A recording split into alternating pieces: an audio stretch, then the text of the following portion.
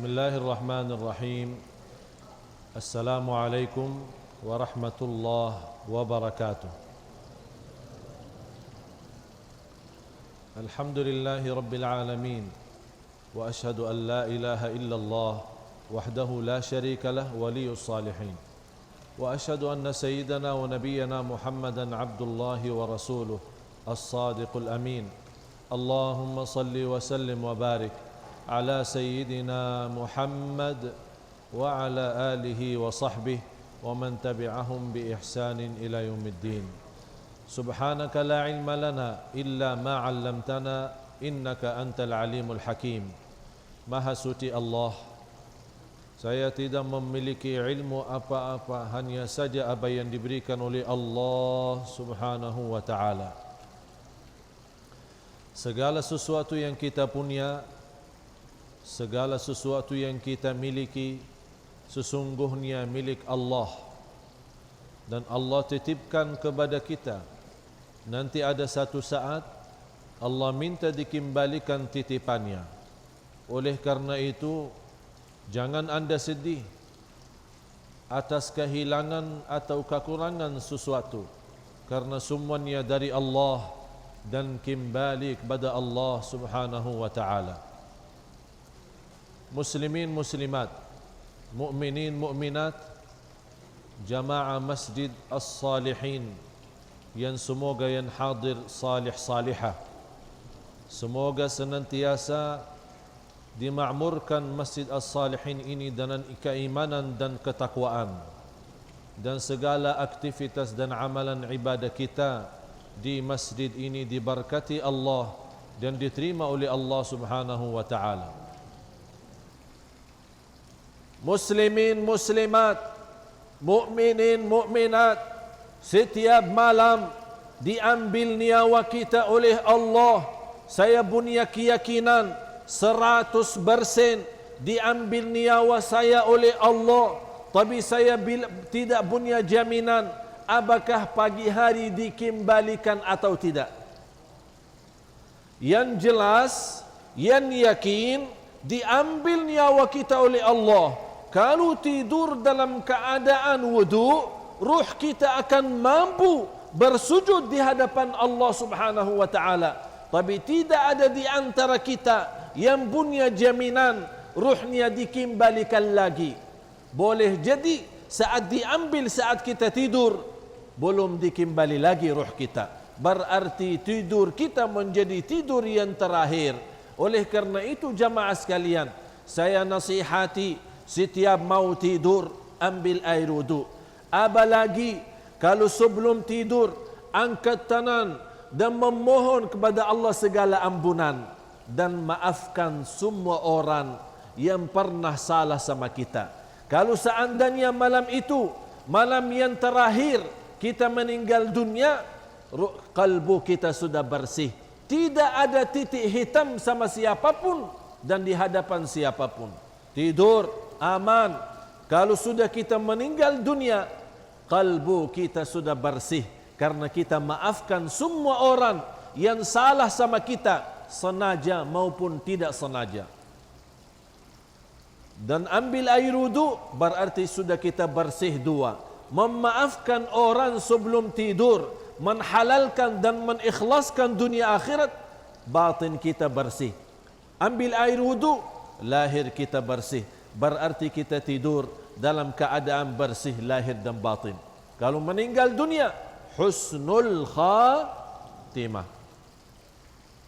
Tapi saya jamaah sekalian masih mencari jawaban yang menjelaskan. Kalau ini hadis sudah jelas, ruh kita diambil. Karena kita berkata saat bangun tidur, ya Allah, alhamdulillah atas kembalikan ruhku. Tapi mana hadis atau ayat yang boleh memberikan jawaban lebih luas supaya kita yakin terhadap berita dan cerita Rasulullah sallallahu alaihi wasallam? Saya cari hadis-hadis yang lain, tidak dapat. Saya cari lagi di Quran, barangkali ada di dalam Quran. Saya cari di dalam Al-Quran, alhamdulillah ketemu jawaban di dalam Quran. surah 39, surah Az-Zumar ayat 42. Surah 39 ayat 42, surat Az-Zumar. Ba'da a'udzu billahi minasyaitonir rajim. Allahu yatawaffal anfusa hina mautiha wallati lam tamut fi manamiha fayumsiku allati qada 'alayha al-maut wa yursilu al-ukhra ila ajalin musamma inna fi dhalika laayatin liqaumin yatafakkarun. Allah Subhanahu wa taala mewafatkan semua jiwa-jiwa saat meninggal dunia. Artinya diambil nyawanya saat meninggal dunia. Terus bila lagi ambil nyawanya? Wallati lam tamut fi manamiha, dan mengambil nyawa jiwa-jiwa saat mereka tidur. Berarti jamaah sekalian, ayat ini membuktikan dua kali Allah ambil nyawa kita. Saat kita meninggal dunia, itu sudah jelas. Yang kedua, saat kita tidur, diambil nyawa kita. Kalau masih punya umur, begitu kita bangun, Allah kembalikan ruh kita. Tapi kalau sudah tidak ada umur lagi, Allah bertahankan ruh kita di atas karena umur kita sudah habis. Allah memberikan salah satu tanda kebesarannya bagi orang yang menggunakan fikirannya, berfikir. Apa yang perlu kita fikirkan? Berfikirlah. Allah mengajak kita berfikir saat kita tidur. Kita boleh tidak bangun lagi, atau boleh bangun sampai ke waktu yang tertentu yang ditentukan oleh Allah Subhanahu wa taala. Itulah kejadian tanda kebesaran Allah bagi orang yang berfikir. Saya ulang lagi. Ini tugas rumah. Kalau pulang ke rumah, buka Al-Quran. Surah 39, surah Az-Zumar ayat 42. Mohon dibelajari, mohon dibaca, mohon dihayati, mohon dinikmati, mohon difikirkan sambil boleh kita nangis. Fikirkan sambil boleh nangis. Bila saatnya kita boleh nangis karena kalamullah. Bila saatnya boleh kita nangis karena kalamullah. Bila saatnya kita nangis karena Quran. Inilah Allah mengundang kita untuk sama-sama berfikir tentang kebesaran Allah Subhanahu wa taala. Sudah faham? Siap? Berarti jamaah sekalian, saya mohon dengan segala hormat, saya mohon dengan segala rasa cinta saya kepada jamaah sekalian, saya mohon nasihat ini simpan baik-baik dan amalkan baik-baik. Sadar dan ingat, setiap malam kita mati. Setiap malam kita mati. Ini memerlukan persiapan. Semua yang ada di muka bumi akan mati. Para nabi dan rasul sudah meninggal dunia.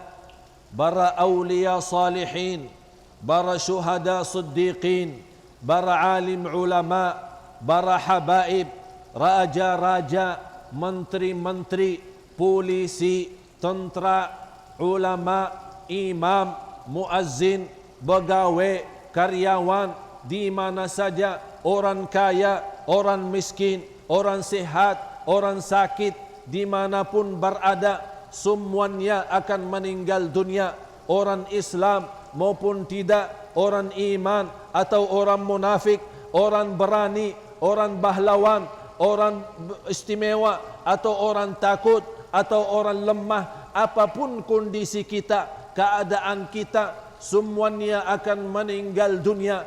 Ini wajib kita yakinkan, wajib kita percaya dan tanamkan dalam kalbu kita, dalam jiwa kita, dalam fikiran kita. Semuanya akan mati, semuanya akan mati, apapun kekuasaannya dan dimanapun berada, walaupun sempurna di bawah berlapis-lapis bumi, akan datang kematian. Ini persoalan tidak ada keraguan bagi kita orang Muslim, bagi kita orang yang beriman, yakin adalah kematian sungguh benar. Karena salah satu kesempurnaan iman kita, kita yakini kematian adalah benar. Tapi yang menjadi persoalan bagi kita bukan soal mati, karena itu soal tidak ada keraguannya. Tidak ada orang di antara kita yang ragu-ragu, semuanya yakin. Tapi yang perlu kita fikirkan, masa sesudah mati apa? Selepas mati apa? Ada dua, surga atau neraka. Ini yang menjadi sulit. Kalau soal mati, kita tidak boleh lari. Tapi apa yang kita dapatkan sesudah mati? Yang beruntung, yang selamat, yang bahagia di antara seluruh manusia yang akan semuanya mati, selepas mati diselamatkan oleh Allah dari neraka masuk surga. Allah Subhanahu wa taala berfirman di surat Ali Imran. Ini juga tugas lagi buat anda sekalian nanti di rumah. Allah Subhanahu wa taala berfirman di surat Ali Imran, surah yang ketiga, ayat 185. Tolong simpan. Surah yang ketiga, surah Ali Imran, ayat 185. Ba'da a'udzu billahi minasy syaithanir rajim. Kullu nafsin dha'iqatul maut. وإنما توفون أجوركم يوم القيامة فمن زحزح عن النار وأدخل الجنة فقد فاز. Yang diselamatkan oleh Allah dari neraka Jahannam, yang bebas dari neraka Jahannam selepas mati dan dia masuk surga Allah, itulah manusia yang paling beruntung. Itulah manusia yang paling menang. Itulah manusia yang paling bahagia. Itulah manusia yang paling istimewa. Diselamatkan oleh Allah dari siksa neraka Jahannam selepas mati dan masuk surga Allah. Amin ya rabbal alamin. Mudah-mudahan jamaah sekalian dibebaskan oleh Allah dari neraka Jahannam dan masuk dalam surga Allah Subhanahu wa taala. Saya akhiri satu cerita. Ada seorang pemuda, umurnya baru 20 tahun. Dia lagi menikmati, menghayalkan bayanan-bayanan macam mana boleh hidup lebih lama lagi. Baru dia 20 tahun. Dia berfikir cita-cita. Masa depan masih panjang lagi dan masih banyak urusan.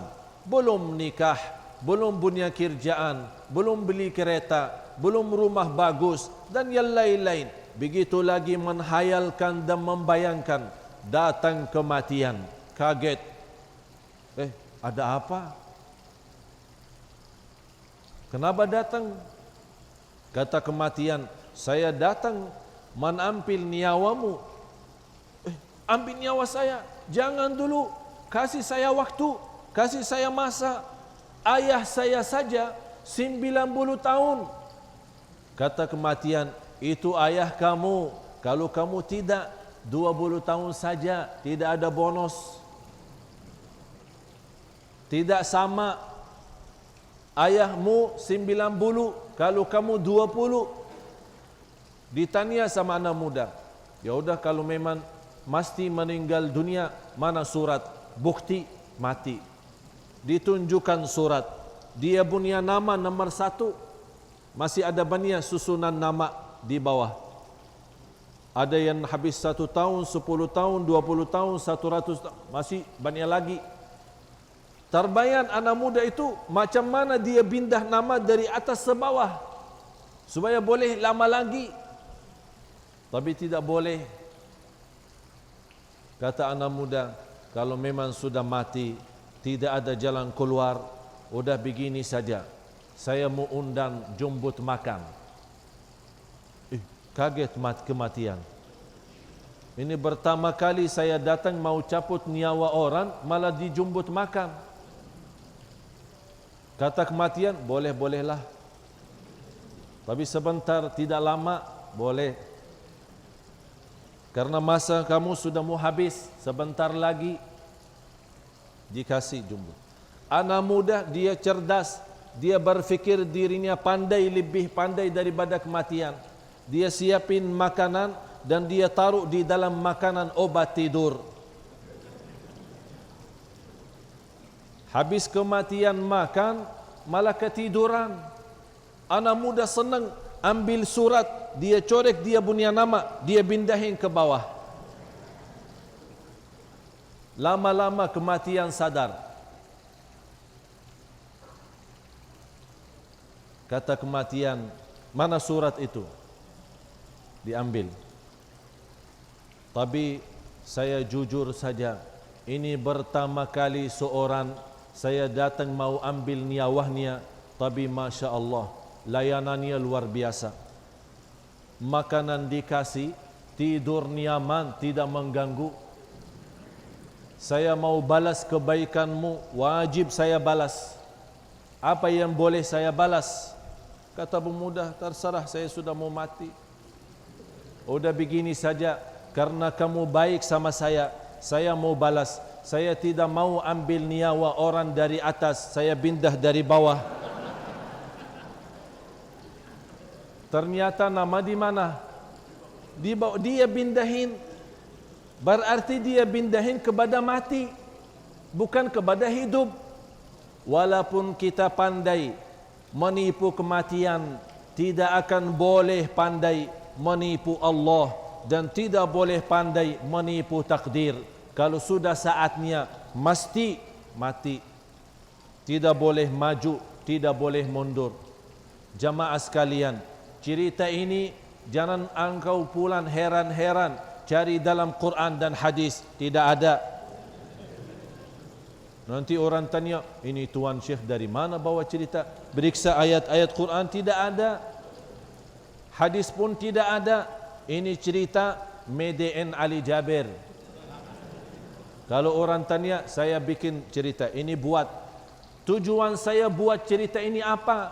Supaya kita yakin tidak boleh maju dan tidak boleh mundur. Kalau sudah datang saatnya meninggal dunia, walaupun kita cerdas, walaupun kita kaya, walaupun kita apapun dan siapapun, tidak boleh menipu kematian. Kalau memang sudah jelas tidak boleh menipu kematian, siaplah. Siap. Berbanyak amal salih, apalagi kesempatan sisa bulan Ramadan. Semoga semua sama-sama mendapatkan husnul khatimah. Marilah kita sama-sama berdoa. Dan juga sama-sama kita doakan ke bawah duli baginda Sultan yang lagi berjalanan umrah. Semoga Allah berkati perjalanannya, diselamatkan langkah-langkahnya, serta putri-putrinya. Semua insya-Allah membawa umrah makbul, diampuni segala dosa, disihatkan badannya, dijadikan sultan pemimpin yang takwa, pemimpin yang adil, pemimpin yang ikhlas, yang bersih batin dan bersih lahir, dan insya-Allah kembali ke negara Brunei Darussalam dalam keadaan sihat wal afiat dan selamat.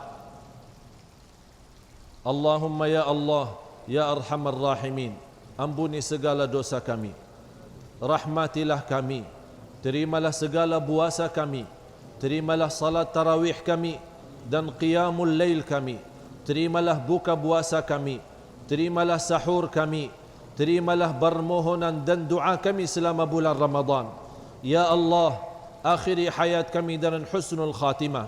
Ya Allah, jadikan malam akhir, malam Lailatul Qadar bagi kami yang terindah, yang boleh membawa kami bahagia dan selamat. Ya Allah, berilah kepada kami berkat malam Lailatul Qadar, keagungan malam Lailatul Qadar, rahasia malam Lailatul Qadar. Ya Allah, ampuni orang tua kami. Ya Allah, ampuni orang tua kami. Ya Allah, ampuni orang tua kami. Ampuni saudara kami muslimin muslimat, mukminin mukminat yang hidup maupun yang telah wafat. Ya Arhamar Rahimin. Ya Allah, ya Dzal Jalal wal Ikram. Ya Allah, ya Dzal Jalal wal Ikram.